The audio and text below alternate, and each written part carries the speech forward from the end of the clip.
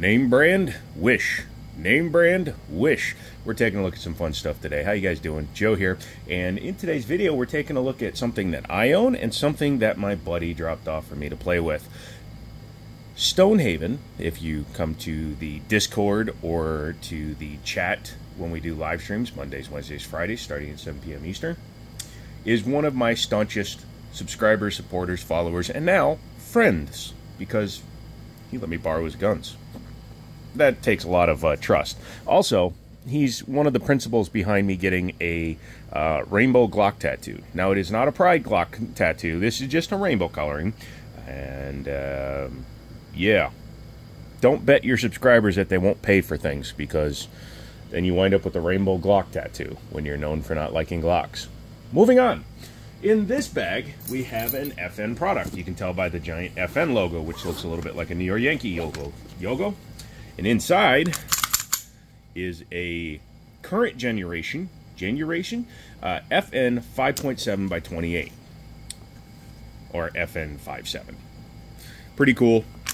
He already has an optic put on it, because this being the third gen of the 5.7, it is optics ready out of the box. You do require a plate. In this corner, weighing in at 1/2 the price, if you're silly enough to pay retail. But I paid 1/3 retail price. You have the competitor, a PSA 57 Rock. Both of these guns are chambered in the 5.7 by 28 rounds. Both of them are polymer frame with a metal upper. I'm not sure if this one's steel. This one's got a steel slide. This one, or yeah, steel slide. This one, I believe, is aluminum upper. No, it's steel. And they are both really cool looking guns. However, their similarities end at firearm and, round choice. Because this one is actually striker fired. This one is hammer fired. You wouldn't think that, but it is. And we'll be taking a look at that today in the video. But yeah, this is the Rock 5.7 by Palmetto State Armory. They came out with this one because the FN patent expired. Whenever a gun manufacturer comes out with something cool, such as the FN 5.7, then they patent it because they know that it's going to be popular. And the reason for a patent is the patent office, depending on the country where it's patented, things like that, they believe that somebody that takes the time to create an item deserves as much time as possible to make its profit before allowing it to go into what's called the public domain. So this gun was available for roughly 30 years under FN's tutelage and ownership only. And then the instant the patent expired, all of these guys came out. So, yeah. Honestly, even though this is the third gen and it looks better because the front end doesn't do that Browning style cut in the slide, I still think the Rock is the better looking gun. However, ergonomically, I think the grip is slightly better on the FN than it is on the PSA. In terms of the mag release, they look very similar. They function very similar. Although the FN seems to be a little bit more definitive. Let's see here. These are all loaded. Nope, there we go. So the FN mags are polymer. And if you remember that Mac 11, or the MAP, what do they call that? That one, the Mac 11 clone, use the same mags as the FN. You can see they are different mags. They do not share compatibility. Although the angle is the same because of the round, the cuts are different in a different location. So I guess technically, if you needed to, you could pull the mojo and hold it there and force it to work in that gun, but this gun, not even close. The bodies are completely different designs. Triggers are very similar. It is a center fire cartridge, so you can pull the trigger on them. However, this one has a trigger safety. This one has an external safety. So let's go ahead and show, or yeah, this one has the external safety up there. So let's show the trigger pull, make sure the guns are empty. It's not bad, actually. Reset's very short. A little bit of take up to the wall and just breaks. The FN has a safety that you can, technically they say that you can run it with your finger. That's why they put it up here rather than back here.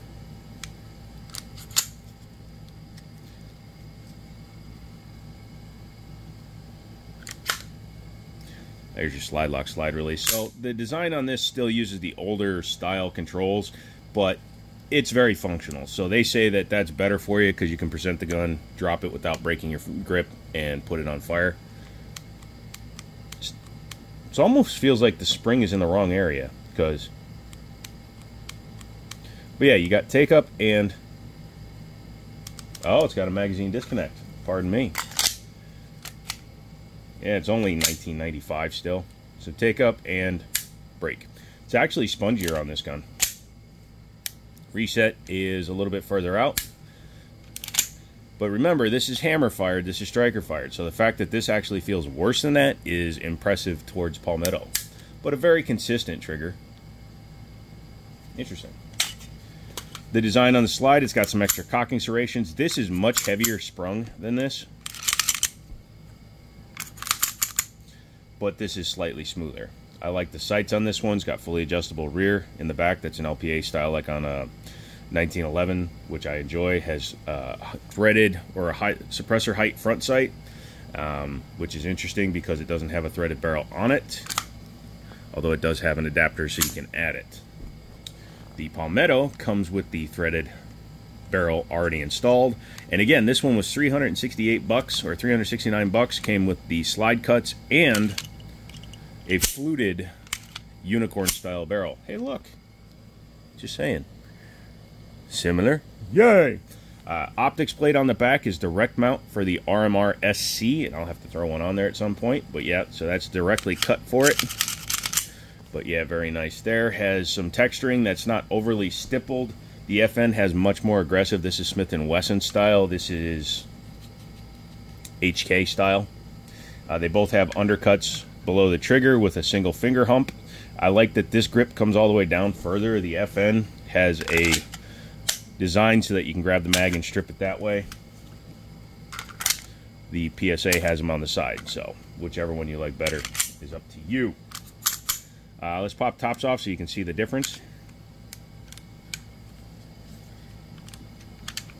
There we go. So it's very simple. You just pull this back with your thumb. It's just a little tight, and then the slide falls off. Literally just falls off. But as you can see, this one retains, kind of like the SIG P322, the spring is retained by the end of the barrel. And there you go. Simple there. This guy is very much a Glock. Pull back, pull the trigger. Same thing, just falls off. But this one uses a guide rod and barrel separately. Also, you have to take your threaded protector off. Think about putting that threaded protector on another gun just because I like the coloring. You want to be very tight? Okay. Oh, sorry. This threaded protector has a rubber O-ring on it to help keep it in place. But yeah, very, very different designs. This axe is a straight up blowback. This one uses a little bit more of a drop, but not much. So you can see this one has no lockup. This one locks up at the front of the chamber. The frames, again, are completely different because the FN is hammer fired. As you can see there, when you pull the trigger, that goes thunk and hits the back of a firing pin. This one, you pull the trigger and that goes thwang and then allows the striker to go home. That's right, kids. He said that. When you pull the trigger, it goes thwang. But yeah, completely different. The slides,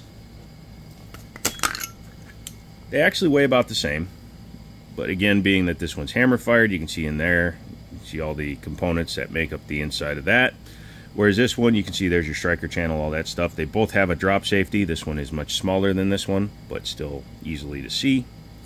Very nice finishing on both. I approve. And this one, of course, has the plastic coating over the steel of the slide. Sorry, I'm looking inside of it, looking at how they assembled it. That front sight looks like it's pressed in. Interesting. I mean, as long as it's zeroed, it should be fine. Whereas this guy actually uses Glock sights.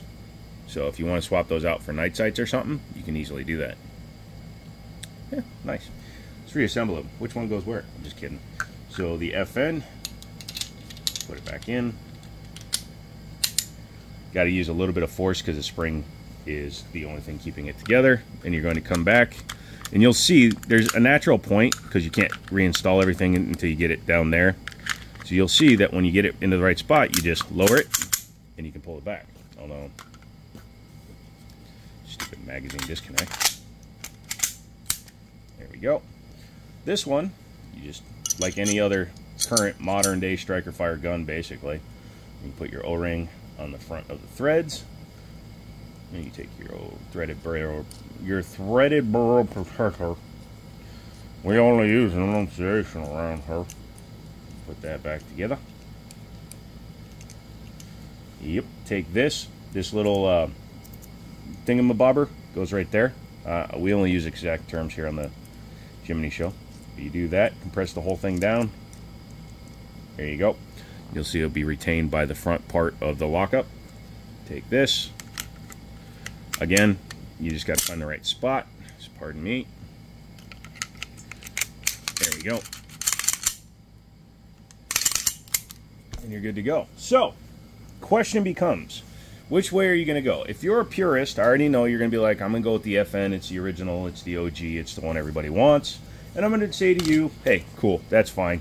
Or you're going to be like, dude, I like the striker fired system. I need to go and do a direct comparison between the Rock and the TSOS 5.7, because I own one of those too, which I won't be for long because I intend to sell the son of a bitch. But yeah, come back for that one.